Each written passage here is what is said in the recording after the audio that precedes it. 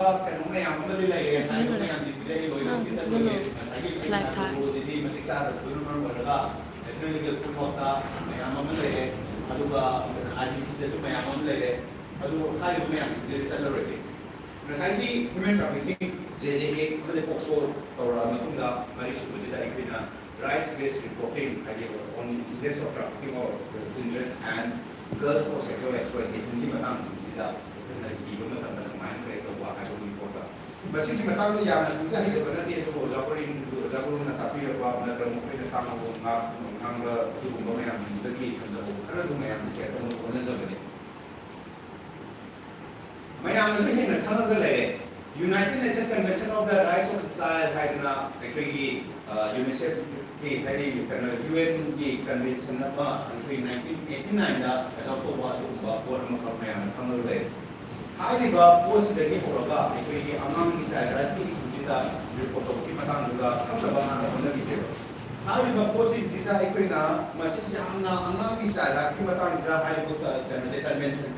yang na matik sa complete statement anang sigi matang da iraba adu ma por ma khogoi masida ekoi country mayam jinda ko pithwi da le ko country mayam jinda moina kana je moina hari ba posim jida sikto wa sadoga hari ba sujida wa to ba pa ma tu di da moina la ko ma da kunna 196 countries na haiba penojiki convention je masih 2015 bawda yang kita tanda na penojiki punna country 196 na 2015 di report kamu jina hari position ne hari bacana ni ba position mai ka jida satu satu ka lembaga atau bukut tu ne hari ba posida Indiana 1992 di December ni dia ada sign kau reharga hari ba penojiki United Nations Convention of on the Rights of the Child had posted Indiana su masih yang saya bawa bola India kilo ga mayam masih untuk sentuh terpa skim mayam masih apa ada mungkin lain alu nak sini dah sign kau itu kerja tu dia tu kalau kan nama tambah apa ina amang di rights promote the protect of the world pemain itu harga by creating laws guidelines and schemes dari guideline kami di law na sino di scheme yang harga sehingga jauh riba hari buat convention sehingga jauh riba ada umpam yang itu untuk mengajukan atau 54 artikel pun ada 4 categories terkait dengan kaya jawa right of life, right of protection, right of development, right of participation. India ada kita mau ingat lagi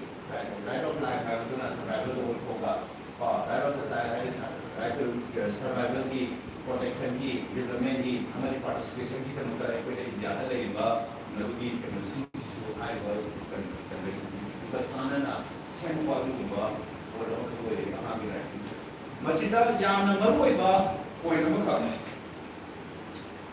ini maru ini media di China sana report itu macam dah poin nak kami dah report sih kayak macam dah restorative justice saya report sih hai di kayak macam dah magi hane ki normal kunci dah hingga ya na bagi dah mata am hane kunci dah normal kunci dah hingga pun mana bagi foto hai di ketemu yang mangi aku macam dah victim puero culprit puero amang jing jing culprit na tahu react lagi ketemu yang ai sama so hai lagi ini ini macam dah mumpang ka jadi pa jadi ama lau laga beral laga asap asap atau menjauh aduh crime mana crime baru nak mayang jingsu khang dah berdaki nak kesannya berdaki nak kali kemakar kena tu berdaki benar mana berada suai ba macam tahu tu menjauh ini ba peram khang dah berdaki kata aduh ma khang dah dengan lagi ba aduh ma anang sudah oi mana acoba masa lagi harap terus awak bokor boleh saya jumlah justice di matang dah pergi memanggil sesuatu durang ada tu mungkin jauh report mayang boleh hari bapak sih sudah bapak ina masadu kan dah kita urai, angin betul ina di dalam prinsipal urai, tadi kami otoris kom dah kita kandana saya ni mak aku mak kandana majawara urai. Hari pemilu, kamu mana malai ke kau nak paratana, IS officer kau ini, polis officer kau ini, hari bapak tu hana di nomelaka, masih ini tanda maralai bapak bisa kemana ni hari nama aja itu nama kerana seorang tu dah ꯂꯥꯏꯔꯤꯛ ꯂꯥꯏꯁꯨ ꯍꯩꯔꯕ ꯃꯇꯨꯡꯗ ꯃꯥꯁꯦ IAS officer ꯑꯣꯏꯕ ꯌꯥꯔꯣꯏꯗꯧꯔꯤꯕ꯭ꯔꯥ ꯅꯠꯇ꯭ꯔꯒ police officer ꯑꯣꯏꯕ ꯌꯥꯍꯜꯂꯣꯏꯗꯧꯔꯤꯕ꯭ꯔꯥ ꯃꯁꯤ ꯍꯪꯕ ꯌꯥꯕ ꯀꯣꯏꯁꯟꯅꯤ ꯑꯗꯨꯗꯨꯅ ꯀꯩꯗꯧꯒꯦ ꯍꯥꯏꯕ ꯃꯇꯝꯗ ꯑꯗꯨꯒꯨꯝꯕ ꯄꯣꯠꯁꯤꯡꯁꯦ ꯃꯥꯅ ꯍꯥꯟꯅꯒꯤ ꯅꯣꯔꯃꯦꯜ ꯂꯥꯏꯐꯇ ꯍꯟꯖꯤꯟꯕ ꯉꯝꯅꯕꯒꯤ ꯉꯁꯥꯏꯒꯤ ꯀꯜꯄ꯭ꯔꯦꯠꯇꯨ ꯈꯛꯀꯤ ꯋꯥꯐꯝ ꯅꯠꯇꯕꯤꯗ victim ꯑꯣꯏꯅ ꯈꯜꯂꯒ ꯌꯦꯡꯁꯤ victim ꯑꯃ child sexual abuse ꯒꯤ victim ꯍꯥꯏꯔꯦ ꯈꯜꯂꯁꯤ नत्रगना कई victim मैमना थीना मैमना मसक्से कहोसीदा खंगीबदुना नॉर्मल लाइफ हंजन की पोट लाप याबी कंडीशन पोस्ट यामखै थीनबी पोट रेस्टोरेटिव जस्टिस लाइस हाँ की पुनसीदा हिंब गमजनबी अपॉर्चुनिटी खनगदबसे करीगुंबा अखोई ममी मता असोबम यावरे ममी मता यावरबा लेरे ngसाई ai matungdasu ngसाई मैम रुखिबा कनोजे सिदा प्रिंसिपल ngसाई ममांगी रिसोर्स ना रुखिबा गाइडलाइन दा यमो प्रेस स्टार है ना यावरे ai हैपे पर जोगे सिदा यावरबा प्रेस स्टार प्रिंसिपल JJA की आर्टिकल 3 की मनम सिदा प्रिंसिपल तारा दा तरो यावने अदु की मनम सिदा यावरबा प्रेस स्टार करीगुंबा केनो अमखना हाइदी अमखना मना लेबा थबक अमख तौ ने मेदम दे क्राइम फाइटिंग मखादा हमदबदगी सानिनु बदगी मपुला बदुन मरो सानिनु रे ब्रा लोरे नुंगी कंडीशन दुन मरो वरगा अदुको पोस्टिंग टू माजे केनो तो प्रेहादन पुलिस दा रिपोर्ट तौरे का लेगरे खले माजे माना तो क्राइम दुन मरो वरगा कई मादी सेंपो सरे आपण लाइफ का तमदन आपण मी होए सरकार की खबर में अप्लाई कर रहे थे पुलिस ने इंक्वायरी होम वेरिफिकेशन की होम इंक्वायरी की लागने मैं हमने तो खबर ले अदुदा मागी स्टेटमेंट मागी करो जिदे इंक्वायरी का होम तब दे करीबा आन केस हम ले बता जी मसी हाने दे केस न बने उन्हें आइदना या कोई भी नहीं अदा मान लाइफ तब मैं हम दिन आई नती में तब हम दे यार ना तो नो ना पुलिस ने मांग कर रहे अदुना श्री मतांग जिदा के है मतमदा मोजे नो नो ना यार तो का एक तरी FIR बहुत समांगी में तले बतो अदु मैं एक्सेसिनल केस न खरा न ना तगे की लोग को न की तो तो है मागी FIR मागी में तले FIR तो लोग का न की लोग को हाय करे टेक्नोलॉजी हाय नाम सिंह तो नो ना पपुसी थाने की पुसीदा नॉर्मल लाइफ का हिंसा को करना अमदे कोई ना नॉर्मल पीपल कोई ना है कोई में बना मागी हिंबला डिग्निटी लेना हिंबो नंबर अदु बकी पोतो मागे हाय सेम अनंग दस नबकी कोई को खलुन द सीवी ले पोस अदुना रेस्टोरेटिव जस्टिस साइड को सिगम की प्रेस ता को सीधा जो हम मरी ले तो अदुना मीडिया रिपोर्टिंग की मतंग दा आई सुम है वाली खरा का सुम सिया तो के याम दरकार होइबा हम दरकार होइबा अदु मकी पोट मतंग मैं याम ने खाना ले रबनी अथवा केस में आता बसी जाए मसीगी केस दा कमाई तो के हम तंदा केनोसिदा हाइबा जिदा अंगांग मचा अमख मांग खरो मतुंगा हप्ता अमगी मतुंगा मासी सीरगा फमर मतुंजिदा कमाइना तरो बनो हम तंदा मुस्लिम नुपी मचा मखने अदुबा हिंदू की कैपिटल दा पुसिला मांगोदा मै मै मई तरो अदुसे माबुरे तरो मतुंगा आटोगी अदुगी बारे अदो हाइरे पोसे माजे सीग्रे सीरो मतुंजिदा के हम तंदा याम मतुदे वाली दी याम कोई थोरोगे मतुगी मतुंगा दंडी पीबा पपा अंदेदी कनोगी पॉलिटिकल पार्टी की पर तबो का तुमने क्राइसिस को यागी पोल अंदेदी जु कन्नबा कोनबा मतंदा लाव को कुंबा कनोजिंग पार्टी की मीटिंग रिजाइन तबो तो वाली में हम ले रहे तो टीवी रे लोगे अंदेदी कनोदा लाइफ इम्प्रिजनमेंट की दंडी पीबा पपा हम में हम ले रहे अदु नतबिदा मैम दगी कनोसिदा मसीगी मतांग सिदा इंफॉर्मेशन जी कोई मागी वे फोटोग्राफ हो यावना डिटेल्स में हम जी कनोदा न्यूज़पेपर दा कइदा हापले हाय बा न्यूज़पेपर दा कइदा हाप में हम जिदा कोई यामना दियागी कोई यामना ममिंग सत्ता मेडिया एक्सेस को खरल को यावगा मुइसिंग तो मजु हाप के तबता सुम तो के समाज दे हाई कोर्ट न पाले हरगा फोटो तो जे हम तो बने तो तार जु सुम तो के समाज पाले हरगा हाई बा 10 media sorry 12 media office to the media office to 12 high बा 12 media office to the 10 lakh each fine मिला ले हाई दी पोसे कहीं सेक्शन होगा खरा मना अन्ना कंफ्यूजन चलपा लेने खरा अन्ना कहीं हागी हागी तंदा सर्वाइवर टाइप में विक्टिम टाइप में हमारे लेगी दरवनी ना आप यार लगे निंग करना आप होगी वाली वही ना सदा ही बात सर्वाइवर की बुद्धि मादी तुम कोई ना मुझे फिर मैंने खाने की नॉर्मल आता हूँ फिर ना बात साइड रेस्टोरेंट जस्टिस और इधर आना की बात लोग तो नहीं ज्ञान तारगा मादी शीघ्र मैंने आप यार की बात लोग लगा मैंने आप होगी वाली लोग तो नहीं आता मैंने अरे लोग को ये बात वही है अरे वो सब लोग केस लाइक है वो में आना करें ये मैं आप बच्चे नहीं है अब तो पापा करना क्या है मैं करता एक एक स्कूल जो सारा अवेयरनेस को के मुझे मत करो स्कूल सारा तो थे ना मैं करता करो सी awareness से already तौरे लोअर में तुम सीधा कहीं से स्कूल के प्रिंसिपल को मेरे साथ हम लोग लगे मैं तंदा मामा मैं लागा स्कूल सीधा एक ही साथ और मिशन लाइक तंदा सीधे की तो लगे तो काम कर सकते हैं वीडियो तो मैं तब सीधा गवर्नमेंट स्कूल में तो तब नहीं गवर्नमेंट स्कूल ना जो छात्र मशीन जो हंड्रेड पर जो था नहीं तब कर मेरे को कमाई तो उन्होंने मरद ना पंचायत ना मरद से ना तो वो है कि कोई जो वाली तो काम सीधा कोंडंदा खंगना रखदगी मयूर दबाव के साथ लगा है तो मान वाली साना लोग तो उनको केस में पकड़ी कमाई तो काम करना मागी आइडेंटिटी अमान के साथ सेक्सुअल अब्यूज की विक्टिम में करने मागी आइडेंटिटी तो खंगी बा मयाम खंगा पतु न मरम वर्गा स्कूल जिदा मयाम चंद्रमा उन्हें लगना रखने मागी सुनो तो क्लास टू तक कायर में बा अंगाम में पिछा तो मयाम चंद्रमा लगना मंदना न मागी अरे यानी आइडल खजरे ने सी itu taruh neta taruh neta, mama, nanti saya tahu wahai mama, idol itu nomor school le kau nomor tahu ni. Mama ki identity disclose tahu betul nomor mereka masih ki normal lagi tu nomor mungkin berapa. Anak brilliant student pada memfoto, titik tirum tahu tak, maya mangga tu pun nomor tahu, mama itu maya mangga, maya friends atau maya mangga tu pun nomor tahu, tu mungkin explain tu benar tidak. Mama ki identity disclose tahu nomor tahu. Mama ki nak betul iba. मांगोंदा sexually physically मांगोंदा abuse होगी बगी नहीं मांगोंदा mentally मांगोंदा याम ना challenge लेकर तो ले लिपा नहीं स्टिग्मा डिस्क्रिमिनेशन ले इन्हें मैं तक खुदा तुम लोग तो तुम्हें याम तो तुम खाने को चलो तुम तब दा ना लाइक तो तुम चल रही है ना तुम डिप्रेशन लास्ट बार तुमका इस हेल्थ वाली सुन मैं याम दा मैं ये आइडेंटिटी डिस्क्लोज होगी मैं काम नहीं हम ला कहते तो अब तो केस में हमने कैसे खाने तब दा तिमुं मन थोको वातो मैं याम जिदा relatives ngasai aman da so kana singna pan da ta so le biski pan no da jo me amna jo prodi government kana sing sida ekoi abusers 94% of the kana abusers total like possibly research report ma tunina moi anga na khangba mari mata gumba sakai na tai gumba imu manu gi mi gumba adu ma mi sine ta woi gali adu duna moi gi abusers ju moi gi family sing gi members की मरकत की अम्मा वो है बनीना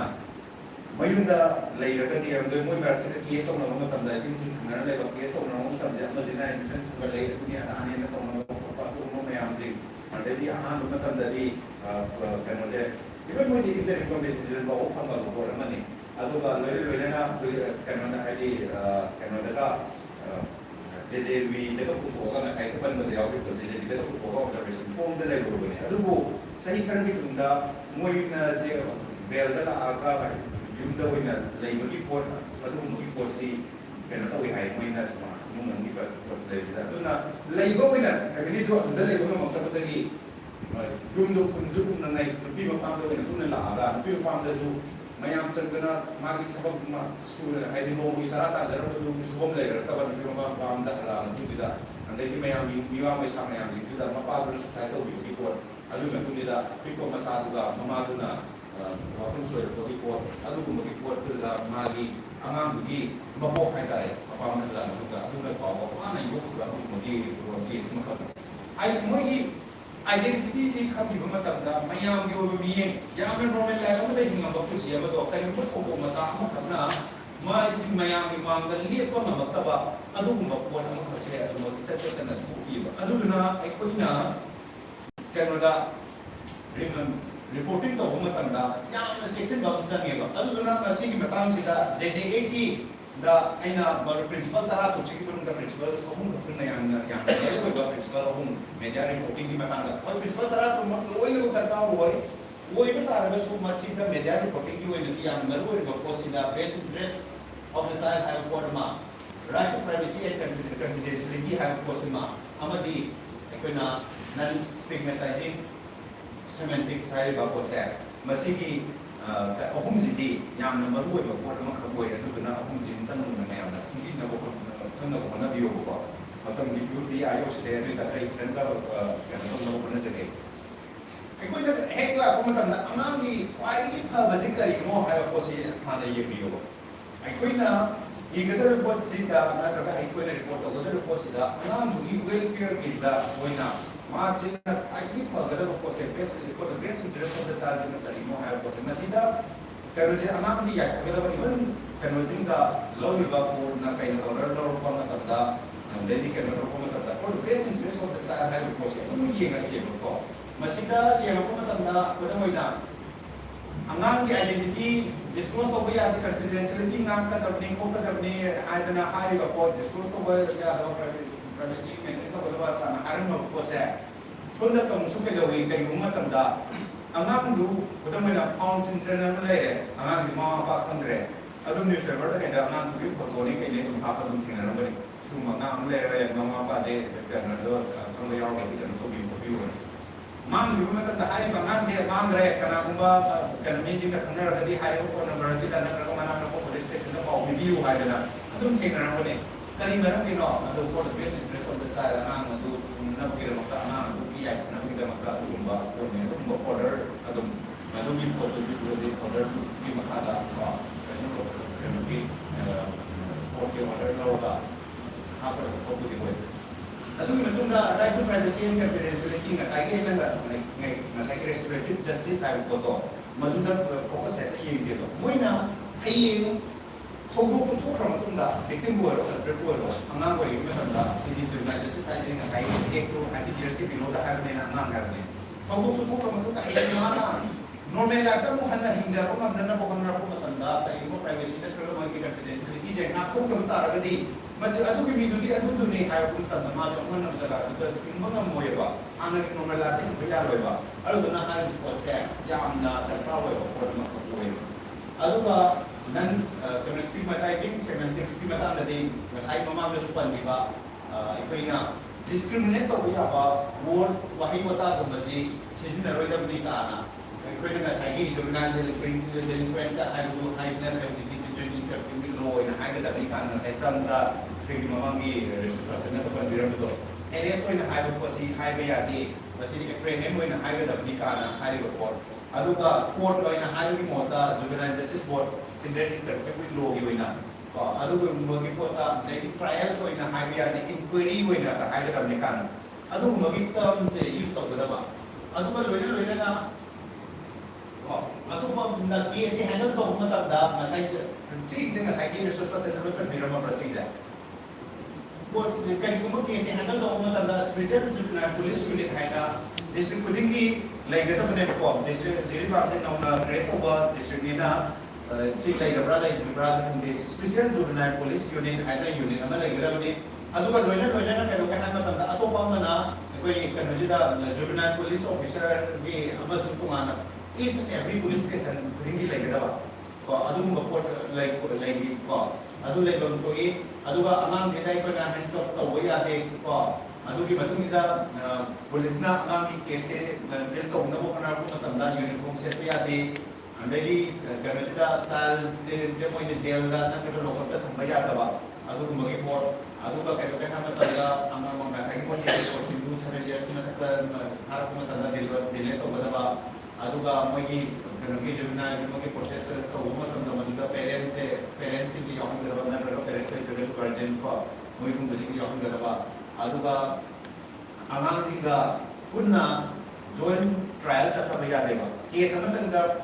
kanoje amang su ndai ahan ju kurang minare adu betara amang dina pemana dina tumana trial se tumana sakagane punjen bayade ko mogi kanoje aduga media da kasagi harto mogi information creation media da apa ya de hal pose masih jadi mengenai apa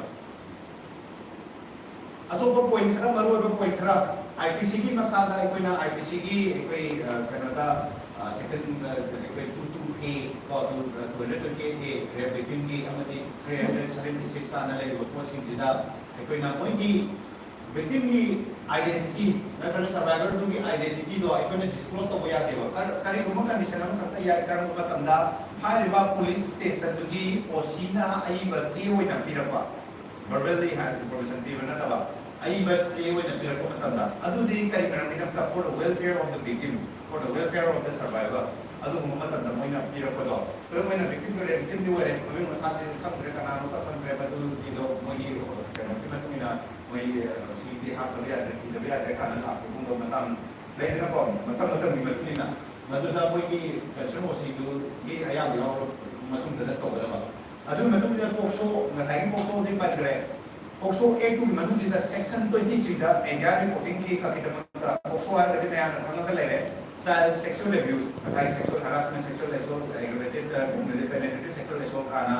section जिदा एक ममान resource person का लबजी को हाय बा sexual act को मारी लेना ना sexual abuse को मारी लेना ना लेकिन को सिंह जुदा रिपोर्ट तो उम्म तंदा पोक्सो दा section 23 दा रिपोर्टिंग तो उम्म तंदा आवाज ना याद आ है को सिंह ने मार पुला पा लग ले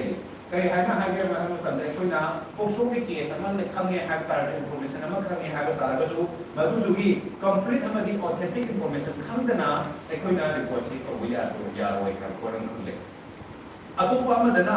अनि सुबह पॉइंट ना में तो के हम तंदा अमन दुगी आइडेंटिटी को डिस्क्लोज तो करना कारण धर्म सुना मोने पल्ले नेम अनाम दुगी मम्मी address photograph family network relatives की मांगी डिटेल्स स्कूल की मम्मी लोकेलिटी नेटवर्क नाइबरहुड की मम्मी आदि अदुगुम्बा डिटेल्स तुगी खोथांदा अनाम से आइडेंटिफाई तौबा इराय लाइन नंबा नंबा तारगदी नसाइगे कनोले अनाम की मम्मी हापरे जो एड्रेस हापरे हरजु स्कूल मम्मी के बंदन बोदी इराय लाइन खंगी दुगी नत्रा नत्रे हरगना कोई लोकेलिटी मम्मी पदवर्दी लोकेलिटी जुदा कोई के मोबाइल की दुगे न कोना थलो कोना कोई लेका दस माने तो ये कनान हो नदी मोन से ना रगदम कना को की वीडियो ने अरुना कनोलिंग से बदो मोइना केस में यामा मोइना दी आइडेंटिटी डिस्क्लोज तो ने रे तो वा अदु इराय लाइन ने तो खंबा इनडायरेक्टली खंबा खंबा अदु केस लाइक दे ना दे ने आना दे भी तो यो हरी अदुना सुगुम में हम की यारी के कोई ना मेरा आपो मतंदा मधु मुन सेक्शन बियोबा अदुगा करिगुमा कनो तो बता रगदी हाई रिबा प्रोफेसर नत्रलो owner of the media house तो माजु कनो दु खंदा तबा मागी एम्प्लॉय दु खंदा तबा स्टाफ को खंदा तबा जर्नलिस्ट को खंदा तबा ऑनर नत्रलो कनो दो मागी कनो तो प्रोफेसर दो मधु माजु पुन्ना तलना मरा ले अदुगा कनो के खाना तबना हातल जेल दा लेगनी हार याम प्रबला हातल से जेल दा लेगनी कहीं अब बहु एक्सटेंड तो कोई आए फाइन जो थे बे आए को अदु मुगी पोल सिंसी कनो सिदा अंडर 623 को शोक दे से हमने जो हमारे एक फंगल है और